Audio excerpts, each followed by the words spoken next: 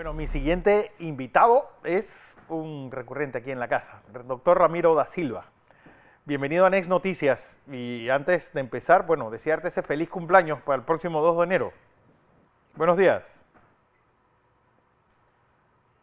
Tenemos problemas de audio. Si activas el micrófono, Ramiro, para empezar pues, esta nueva entrevista, es la última de este año 2020. Buenos días. Ok, ahora sí me escuchas. Ahora sí. Gracias. Primero, darte las gracias por, eres el primero que me felicita. Bueno, esa es la idea. Y muchas gracias, muchas gracias. ¿Qué Eh, información tenemos, Ramiro, de esta nueva, la llamada cepa británica, de este nuevo bueno, esta coronavirus? cepa británica, tú sabes que empezó a dar vuelta y se empezó a estudiar desde los primeros días de diciembre, no fue Sí. hasta el 21 de diciembre, cuando Wendy Barclay en Gran Bretaña pues anunció que había una nueva cepa. Quiero decirte que no es la primera vez que el virus muta. Ya las empresas francesas habían determinado casi 300.000 mutaciones en el virus en un año. Lo importante es que en esta ocasión el virus, según los estudios de NERTAC, que es la organización que identificó esto en el Reino Unido, Ujú. es que este nuevo virus mutó 12 genomas dobles al mismo tiempo, o sea, 24 genomas. Entonces eso fue lo que llamó la atención y sí vieron que el virus era mucho más contagioso. No se piensa que es más virulento ni que va a ser más letal, pero sí más contagioso. Ya apareció en Reino Unido, Sí, apareció en Italia, hay un caso reportado creo que en Francia, en Sudáfrica, y ayer nos enteramos que apareció un caso en Chile sí, en que había Colombia. migrado de varios lugares. Entonces yo creo que eso es de preocuparlo, de el que sea mucho más contagioso el virus. Sobre las vacunas, pues ha habido muchas reacciones, incluso números como que el 70% de la población francesa está renuente a vacunarse. ¿Qué uno debe Y lo que, esperar o qué deben esperar las personas que se van a colocar esta vacuna? claro, lo primero que hay que saber de la vacuna o de las vacunas Sí, es que hay mucha desinformación con respecto a las vacunas. Entonces, esto es un gran problema. Lo primero que tendríamos que decir es cómo actúan estas vacunas, porque estas vacunas son la primera vez que se hacen unas vacunas de RNA-ARN. El ARN es una parte del núcleo, es una parte del núcleo del virus que simula la proteína S, sí. spike o de punta, que es la que entra a la célula y sobre las cuales muchos tratamientos se han basado en bloquear esta proteína. Entre eso, la hidroxicloroquina supuestamente actúa en esta proteína. Esta proteína, que es simulada por la vacuna, entra al individuo y hace que las células se encarguen de activar el sistema inmune. Y el cuerpo entonces produce anticuerpos Ajá. y células T. ¿Qué pasa? Si el virus empieza a mutar, supuestamente en esta ocasión no, pero si el virus empieza a mutar, las vacunas están hechas para cierto spike, para cierto receptor de punta. Si esto empieza a mutar mucho, podría ser de que la vacuna fuera inefectiva. Ahora, estas vacunas que están creadas actualmente, según las agencias que la están produciendo, estas son efectivas y esta mutación no va a crear ningún problema. Sí. Sin embargo, existen otras grandes inquietudes, por ejemplo, y que la comunidad debe saber. ¿Cuándo adquiere inmunidad una persona después que se vacuna? Bueno, lo primero que les puedo decir es que todas las vacunas serias que se han formulado tienen dos dosis. Como lo han mencionado varias veces, algunos comentaristas, tanto radiales como televisivos, tienen dos dosis. Estas dos dosis se dan con un intervalo entre 21 y 28 días, o sea que uno obtiene la inmunidad a la semana después de la segunda dosis. Sí. O sea que estamos hablando que al mes más o menos de ser vacunado. Esa es una gran duda que tienen las personas y que no se les aclara. Otra gran duda por la cual hay cierta incertidumbre es que no se sabe cuánto va a durar la inmunidad. Se cree que la inmunidad puede demorar 8 meses, 10 meses, 12 meses, no se sabe. Lo otro son los efectos. Se creen que los efectos locales leves son los más comunes y que los efectos sistémicos van a ser mucho menos probables. Imagínate que en todos los cuadros de vacuna, y te cuento, yo soy pro vacuna, yo creo que la vacuna va a ser la luz al final del túnel. Sin embargo, tiene que ser una vacuna segura y bien probada, pero en todos los cuadros te muestran las efectividades de la vacuna. Te muestran que, por ejemplo, que la de Oxford es 62 a 90%, que la de Moderna y Pfizer es de 95%, que la de Rusia es de 92%, pero ninguna te dice, ninguna te pone en el cuadro, y eso es criticado, el margen de seguridad. Búsquenme un cuadro publicado que te le den el margen de seguridad. Son muy pocos. Entonces, sí, esto hace crear dudas. Otra cosa, no se ha estudiado en niños. Se cree que niños o personas por abajo de 16 años no se deben vacunar porque no hay estudios. No se sabe o no se han hecho estudios en mujeres embarazadas. Sin embargo, las agencias han dicho que en animales no ha producido problemas en el feto.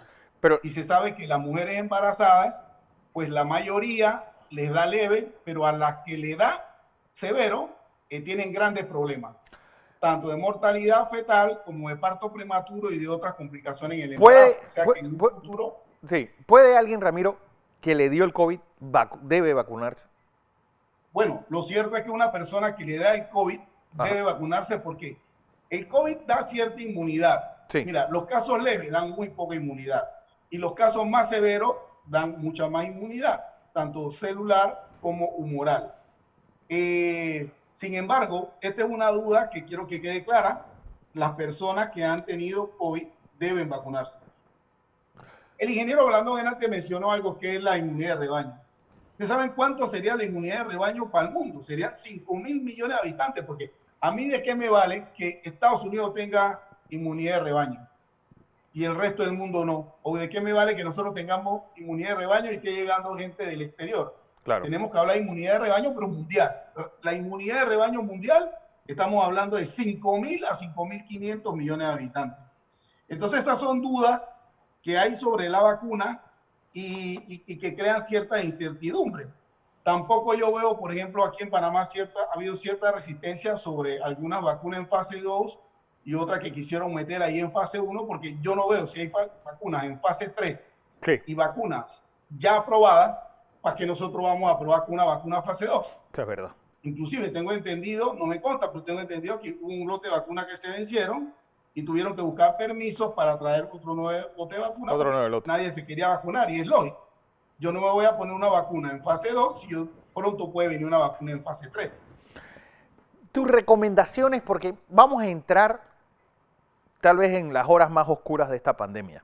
Uno, pues con el desgaste de 10 meses transcurridos, con la luz al final del túnel de la llegada de estas vacunas entre 60 y 90 días. Y entonces puede haber cierto relajamiento en este momento. ¿Cuáles son las recomendaciones que nos das? Yo creo que habría recomendaciones al público, al comercio, y habría recomendaciones al Estado también. Como siempre lo hemos hecho, nuestro grupo muy responsable y siempre tratando de proponer hacia algo mejor, ¿no? Y tratar de buscar soluciones, que es lo importante. Yo creo que las personas no deben salir a ningún lugar conglomerado si no es necesario. Salgan si es necesario. Usen mascarillas adecuadas. Como yo mencioné en varias ocasiones, hasta que después salió un decreto, no permitan que usen mascarillas con válvulas si no tienen una mascarilla arriba. Claro. No usen guantes. Usen los acrílicos faciales. Me parece que esa medida que tomó el gobierno en estos días es muy importante, usar los acrílicos faciales con mascarilla. Sí. Previene prácticamente que el virus entre en un 98-99%. Si tosen, use el codo, use pañuelo, trate de no hacerlo frente a la gente. Eviten estas reuniones familiares, aunque sea que sean de la misma familia, pero que no sean de la misma burbuja. Claro. La burbuja, como se ha dicho muchas veces, es la burbuja, los que viven en tu casa. Esa es tu burbuja. La familia no es burbuja. Y si tienen molestia o malestar, no creer que tomando Tylenol y agua se van a mejorar. Busquen ayuda de alguien que sepa o de alguien que maneje esto en forma adecuada. Y yo creo que aquí un gran problema que ha habido es la información, Sí. que ha sido un mal aliado o ha sido un buen aliado más bien de la enfermedad. Y yo al comercio lo que le recomiendo, sobre todo que he visto en los lugares cerrados, restaurantes, bares, algunos lugares, algunos comercios cerrados, yo creo que cuando reabramos debería tomarse en cuenta la posibilidad de uso de purificadores. ¿Por qué usamos purificadores en las áreas de reuniones, en hospitales, en ministerios, en salas de COVID? En mi oficina privada, yo tengo un purificador. Ajá. Estos purificadores son buenos y estos purificadores hacen que, primero, el ambiente sea más seguro. Y hay muy buenos purificadores. Y yo creo que esto en un momento dado, aparte de los acrílicos, aparte de todas las medidas de bioseguridad de los comercios, yo creo que esto ya en España hay algunos lugares donde es una norma Sí. y yo creo que este es algo que los comercios deberían tener en cuenta con 10 respecto meses a de las pandemia, recomendaciones al público. 10 meses de pandemia, pareciera que en agosto, septiembre teníamos controlado este virus y de repente esta explosión, 854 Pues muertos claro, en 29 días de diciembre, pues sí, el ingeniero todo Blandón el una vez sistema mostró una. hospitalario rebosado. Es decir, ¿qué errores se cometieron para llegar a esta situación? Bueno, te voy a hablar primero de lo bueno y después te voy a hablar de lo malo, Vale, después te voy a hablar de lo feo. Yo creo que lo bueno fue que nosotros empezamos a tomar esto en serio desde el día uno. sí, Ese es un punto muy cierto. Desde el día uno, a pesar de las malas indicaciones que daban algunas personas de no usar mascarilla, que fueran a los carnavales, que no cerraran los aeropuertos y estas indicaciones de que no iban a morir más pacientes que los que morían por influenza, etcétera, etcétera. El ministerio en un momento dado se dio cuenta que esto y actuó en forma rápida. Yo creo que eso fue un punto importante del ministerio. Segundo, aquí en Panamá, usted lo ha mencionado, el RT, a pesar de que estamos mal, el RT siempre se ha mantenido mucho más bajo que en algunos países y nuestra tasa de recuperación siempre ha sido mucho más alta que la mundial. Tenemos una letalidad que también siempre ha sido más baja que la mundial y esto se debe al esfuerzo de los médicos en los hospitales. Sin embargo, nosotros siempre hemos dicho que esta pandemia no se va a ganar en los hospitales. Señores, esta pandemia no se va a ganar en los hospitales. La luz del camino es la vacuna, pero que hasta que llegue la vacuna, que fue siempre nuestra teoría y es lo que hacemos actualmente en medicina privada, es intervenir al paciente positivo. Y a mí me duele que muchos medios de comunicación, yo lo digo, nos han cerrado las puertas a todos los grupos que promovemos tratamiento temprano y le han dado cabida a algunos colegas que han ido en contra y que no sí. han propuesto. Y esa es una realidad, esa es una realidad. Y yo creo que ese es un sesgo de la información, porque no escuchan ambas partes, ni entrevistan, ni están dispuestos a entrar en un debate. Si tú no estás dispuesto a debatir, tú no vas a llegar nunca a una verdad. Entonces, yo creo que el gobierno tuvo ese veranillo cuando empezó a hacerle caso a un grupo que proponía cosas firmes como tratamiento temprano y que se empezó a hacer a medias. Sin embargo, a pesar de ser a medias por parte del MINSA y efectivamente por muchos médicos a nivel privado y con las medidas que se habían tomado, empezaron a ver esos cambios. Unos cambios que en el mes de septiembre y en el mes de octubre fueron excelentes. Nosotros llegamos a tener 35 personas en el hospital. Sí. Nosotros llegamos a tener, en las curvas del ingeniero Blandón lo demuestran, la tasa de letalidad, la cantidad de muertos por día bajaron notablemente. Sin embargo, nosotros, un mes antes de que se empezara a abrir, nosotros mandamos 2 cartas públicas, que por suerte todo lo hemos escrito. Mandamos 2 cartas públicas y dimos referencia a algunos países que hacían profilaxis y cómo les había ido. Y la profilaxis era dar hidroxicloroquina una vez o 2 veces a la semana y lo pusimos que fuera voluntario. Pusimos también el caso de la ivermectina. Eso cayó en oídos sordos. Sí. A mí me duele, y lo digo en público, cómo hay algunos representantes de algunos medios de comunicación, como hay algunos periodistas que no aceptan en su programa la terapia temprana, pero tenemos familiares de ellos tratados. A mí me duele decir que en el ministerio y en los hospitales muchos médicos toman profilaxis, sin embargo no lo dicen. Eso no es ser serio. Sí. Eso no es ser serio. Y yo le pregunto a muchos de ellos, cuando a su abuelita, a su mamá o a su papá le ha dado COVID, ¿le dan agua y Tylenol? Sería bueno que los pacientes, los cientos de pacientes tratados que han sido beneficiados, salieran a hablar. Ya es hora de que ellos salgan a hablar, porque no es justo que otros pacientes queden en una manera como en pausa. Y te cuento algo. Primero dijeron que estas drogas no servían. Después dijeron que eran inseguras. Con 4.5 millones de dosis en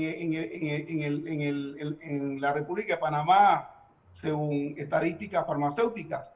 ¿Qué problemas, qué reacciones? Ahora han inventado de que los pacientes que llegan al hospital han recibido hidroxicloroquina. Eso es mentira.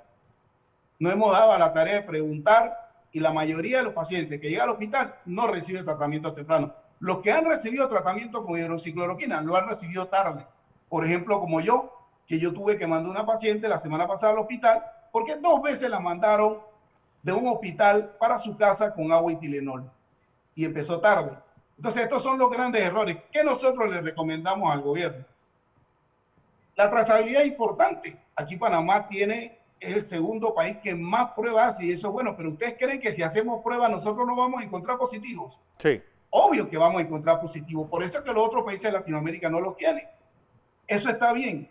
Pero si tú encuentras positivo, tienes que intervenirlos. Ellos no se van a curar solo. El 80% se va a curar solo. Pero no sabemos cuál es ese 20% que no se va a curar solo. Porque esa teoría de que los pacientes por arriba de 60 años es falsa. Nosotros tenemos una paciente de 101 años en el hospital que está muerta de la risa la señora y se ha comportado mejor que más de 40 y mejor que más de 30. Eso depende de la carga viral y de muchos factores.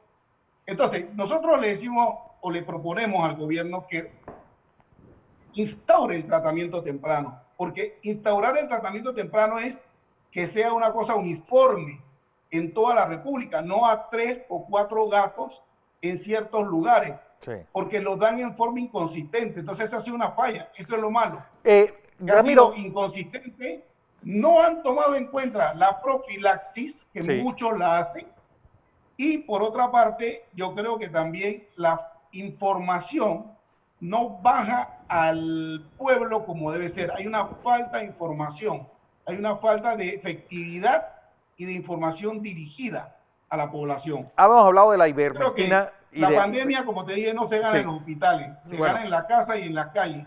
El tratamiento temprano y la profilaxis es muy importante, a pesar de que algunos colegas digan que no, y a pesar de que algunos familiares también de estos colegas se traten con nosotros. El interferón, ahora que están llegando los cubanos y que han hecho de esto una especie de bandera dentro de Cuba, ¿se va a usar en Panamá? Yo comentaba ayer eso, yo tengo no sé si la suerte o la mala suerte de estar en las 3 fases, porque yo estoy en la parte administrativa de un hospital, conociendo lo bueno, lo malo y lo feo. Estoy en la parte que conozco, la parte de hospitalización, de la parte privada y pública, y hago medicina a los pacientes de COVID y no COVID en la parte privada, en telemedicina también. Sí. Yo te digo, a mí me parece, con respecto a los médicos cubanos, y como todos los médicos, pues nadie estaba de acuerdo con que aquí lleguen médicos de otros lugares a ayudarnos. Pero, ojo, ellos tampoco pueden, y lo notifiqué ayer, sacar videos o decir cosas que no son, porque el interferón no está aprobado y no se ha usado acá. Yo creo que ellos han sido bien recibidos. Ha habido sus motivos por los cuales ellos tuvieron que venir. Los motivos fue que no se recibió el apoyo total de la población médica, ni de la parte pública, sí. Ojo, de la parte pública sí, lo que teníamos que ver con esto sí, pero algunas especialidades que no tenían que ver, que se les pidió ayuda, pues había cierta pues no rechazo, pero había cierta incomodidad. Los médicos en formación también había cierta incomodidad.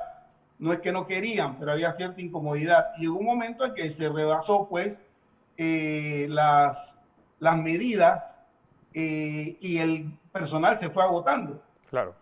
Empezaron a buscar médicos de diferentes lugares para apoyo. Porque, por ejemplo, te digo, nosotros acá en el Santo Tomás, nosotros nombramos 85 médicos. Eso que dice que hay médicos panameños desempleados, que me manden una lista con nombre y cédula de teléfono y nosotros en el mes de enero vemos cómo los nombramos. Claro. Nosotros nombramos 85 médicos y en el mes de noviembre se nos quedaron 6 o 7 plazas vacías. Nosotros acabamos de abrir 18 plazas, 19 plazas para médicos especialistas y quedaron plazas vacantes. Ahora la otra semana tenemos ¿cómo se llama? Las entrevistas, ya pasaron los exámenes y tenemos plazas vacantes. En Panamá el médico es bien pago y ojo, muchos de los médicos nombrados para COVID, sí. Muchos de los médicos, la gran mayoría está trabajando en 2 lados. Están trabajando en 2 lados. Entonces, pues, a pesar de no estar de acuerdo, nuestro personal se agota, había que tener algún tipo de ayuda. Ahora, también pienso que se han hecho cosas mal, no se han notificado. Sí. Nosotros en el Santo Tomás no queríamos que entraran médicos extranjeros. Nosotros que habíamos solicitado, 1, que estén vacunados. Tienen que estar sanos. 2, los pusimos en el día de ayer a un entrenamiento de enfermedades nosocomiales. Aparte, no están tocando pacientes. Y van a estar 15 días en entrenamiento, cada uno con su especialidad. Han llegado intensivistas, cardiólogos, anestesiólogos, y le hemos pedido, no quiere decir que nosotros vamos a certificar a nadie, porque yo no soy nadie para certificar a nadie. Claro. Como dijo el doctor Prado, eso le toca al Ministerio de Salud. Ellos tienen que certificar a estos médicos porque estos médicos en un momento dado van a escribir en un expediente, les va a tocar cerrar una difusión, les va a tocar tomar una decisión. Esperemos que no sea así, todavía no sabemos y lo hemos mantenido a ellos en un estatus de stand-by dentro del hospital como en entrenamiento aparte del resto de los médicos. Así es. Bueno. En cuanto al pago, que se ha dicho mucho por ahí, en realidad estos pobres médicos, ellos no son que vinieron 10 médicos, porque el problema aquí es la desinformación que existe en los medios de comunicación. Ponían $599,000 para 20 médicos, eso no es cierto, vinieron 20 brigadas, tengo entendido, cada brigada tiene entre 20 o 30 médicos, son como 230 personas. Sí. Que vienen de buena voluntad. Ellos no tienen la culpa de que el gobierno de ellos los mande acá, pero como bien una notificación del doctor Cárdenas, se intentó con varios, con Colombia, con Uruguay, con México. Nadie tenía médicos para mandar. Los únicos que tenían médicos para mandar eran los cubanos. Bueno, don Ramiro da Silva. Yo no estoy de acuerdo con eso, pero hay un dicho que dice que a falta de pan, buenas son las tortas. Y para algo deben ayudar. Bueno, aquí en Panamá lo transformaron en buenos son los paletroques. Don Ramiro da Silva, como siempre un placer tenerte aquí. Reitero esas felicidades de cumpleaños para el próximo sábado y ya nos veremos el próximo año. Ok, muchas gracias a ustedes, la verdad, por tener siempre las puertas abiertas. Así es. Y recuerden, la pandemia no se va a ganar en los hospitales se ven las complicaciones. La pandemia se va a ganar en las calles. Y mientras llegue la vacuna, busque ayuda. Exactamente. Busque ayuda. Esa es la mejor forma de no complicarse. Así es. Dale, saludos y feliz año a todos. Y muchas gracias tanto al ingeniero Blandón como a tu persona, Fernando. Venga, Ramiro da Silva, especialista en medicina interna.